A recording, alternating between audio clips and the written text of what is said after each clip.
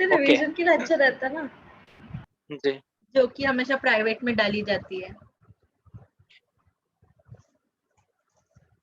Okay तो अभी जो है ना, यहाँ पे एक चीज और हमको जनरेट करनी पड़ती है जो कि है student ID, student dot set student ID. ठीक है, अब ये स्टूडेंट आईडी जो है वो 30 कैरेक्टर की हम लोग प्रेफर करते हैं और स्ट्रिंग होती है वो।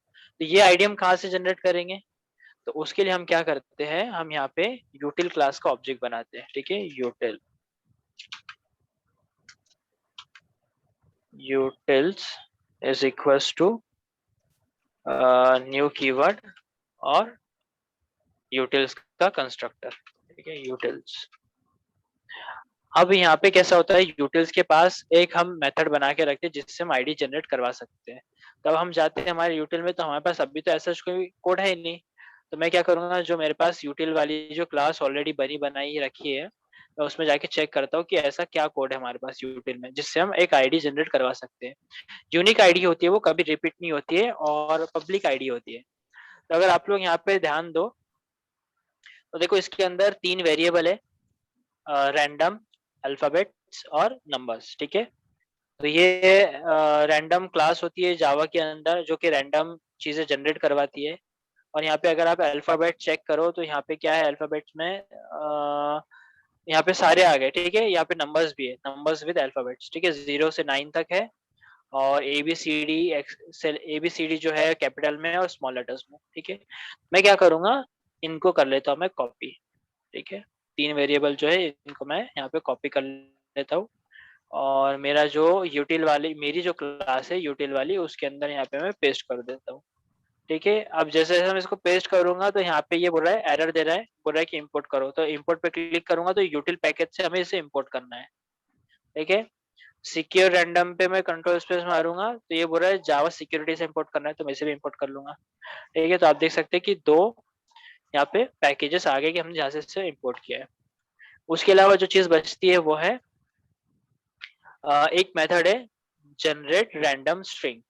ठीक है, अब ये क्या करता है, जनरेट रैंडम स्ट्रिंग, ये एक लेंथ लेता है इंट नंबर में। जैसे हमको 30 का चाहिए तो हम 30 की लेंथ पास करेंगे। ये क्या करता है, एक स्ट्रिंग बिल्डर होता है जो स्ट्रिंग क्रिएट करता है।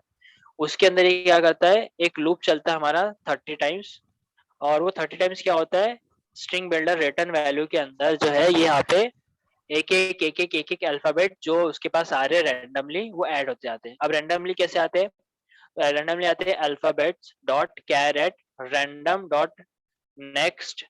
ठीक है, अल्फाबेट डॉट लेंथ, मतलब जो भी अल्फाबेट का लेंथ है उसमें से कोई भी एक रैंडम नंबर आता है, वो नंबर पे जो भी कैरेक्टर होता है वो इसके अंदर अटैच हो जाता है। तो ऐसे करके बहुत ही यूनिक एक नंबर, एक स्ट्रिंग हमको मिल जाता है। ठीक है, तो हम क्या करेंगे, ये वाला जो कोड है इसको हम कर लेते हैं यहाँ से कॉपी। ठीक है, और इसको मैं कर देता हूँ यहाँ पे नीचे आके paste.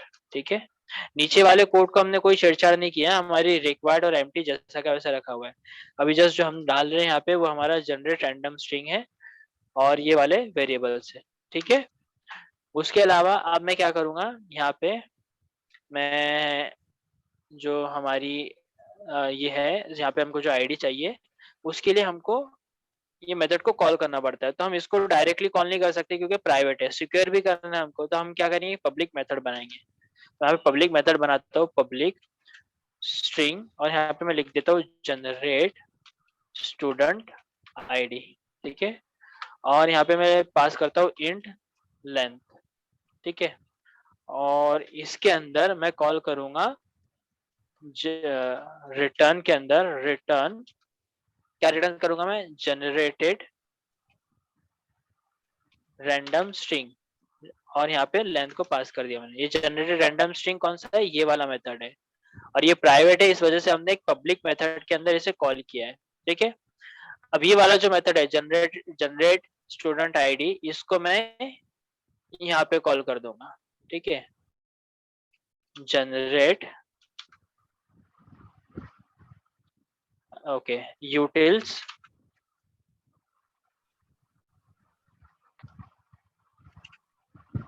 Utils dot generate student ID, और यहाँ पे पास कर देता हूँ 30। ठीक है, तो अब कैसा होगा, यूटिल्स क्लास के पास से ये जनरेट आईडी में 30 कैरेक्टर की इसकी आईडी यहाँ पे असाइन हो जाएंगी, और जब हम इसे रन करेंगे तो यहाँ पे जो हमारा आउटपुट आता था जिसके अंदर आईडी नहीं आती थी, ठीक है, अब यहाँ पे आईडी भी आना शुरू हो जाएंगी। ठीक है, तो इसको मैं अभी फिलहाल क्लियर कर लेता हूँ, सबको हम क्लियर कर देते हैं अच्छे से, और इस सबको हम सेव कर देते हैं। ब्राउजर पे आता हूँ मैं एक बार, ब्राउजर पे आने के बाद मैं डिटेल्स यहाँ पे फिल कर देता हूँ।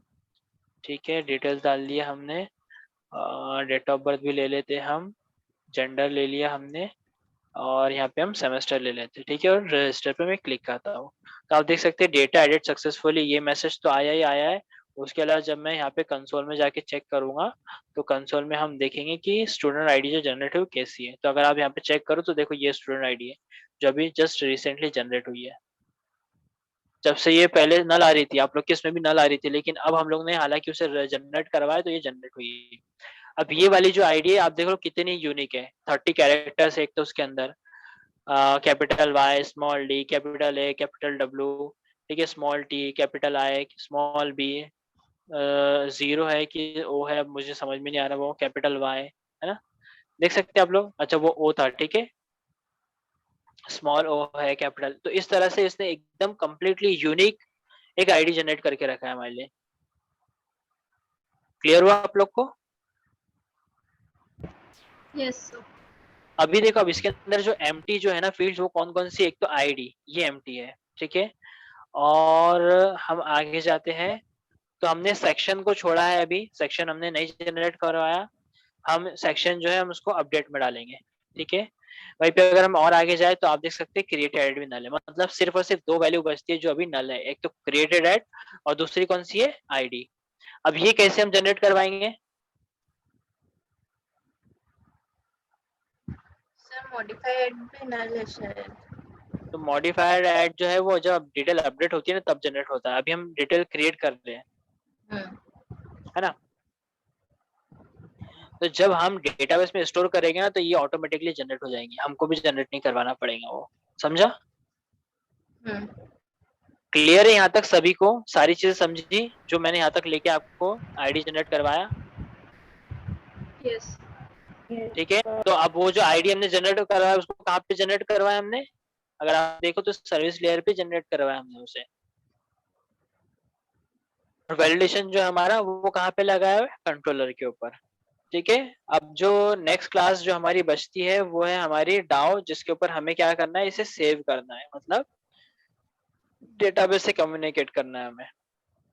तो चलो अभी आप लोग क्या करो, आप लोग यूटिल क्लास को कॉपी करो, और यहाँ पे हमारी क्लास एंड होती है, और यूटिल क्लास को कॉपी करने के बाद मतलब ये वाला जो कोड है इतना, ये होने के बाद आपने क्या करना है, आपने इसे यहाँ पे जनरेट करवाना है। ठीक है, यस सर। ओके। सर पहले